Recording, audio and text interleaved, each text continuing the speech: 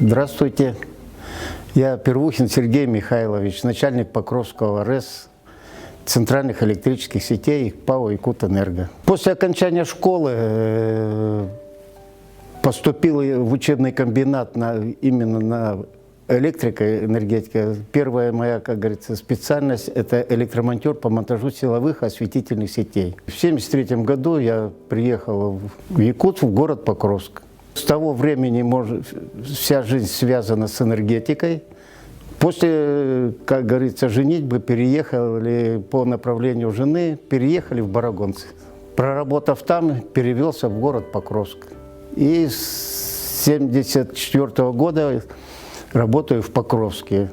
Начинал работать электромонтером третьего разряда. 2002 года назначен начальником Покровского РЭС. Ну, если сравнивать, конечно, первые годы, раньше у нас было всего 2 автомашины. Мы обслуживали почти, намного меньше объемы были обслуживания. В основном в городе Якутске мы заказывали технику. В 80-х годах, когда у нас при шквальном ветре подряд упали на линии 110 киловольт 17 опор. Все вы знаете, что Покровск – это Хангаласский улус или Орджоникидзевский район, это промышленный район. Самое большое потребление у нас является, и главный потребитель – это цементный завод, который обеспечивает цементом всю республику. Все, мы выехали, стояли в поле, когда делали, все это в поле стояли. Без, как говорится, обед, все было на месте. Были брошены все силы. Вот эти опоры в течение недели у нас бригада восстановила. В 1998 году наводнение смыло у нас линию от Жимкона до Хатачу. Там мы также в течение месяца построили новую подстанцию 35 киловольт и линию до Хатачу. В данный момент Хатачу запитана от отдельной подстанции. Все. Это вот такие яркие примеры.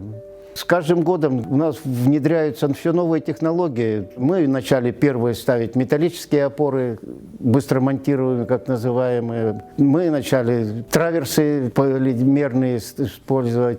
Сейчас мы полностью обеспечены техникой для выполнения своих капитальных ремонтов, эксплуатации. Вся техника находится в РЭСе. Работу энергетика, с чем мы можем сравнить себя?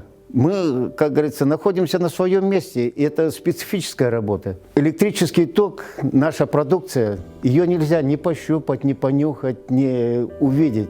Опасность это, то, что мы, как говорится, работаем, случайных людей нету.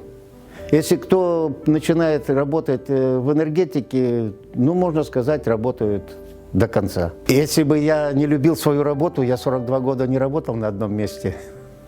Конечно, за свою работу я горжусь, я везде стараюсь агитировать за эту работу. Стараемся наше население обеспечивать электроэнергией и желательно без перебоев.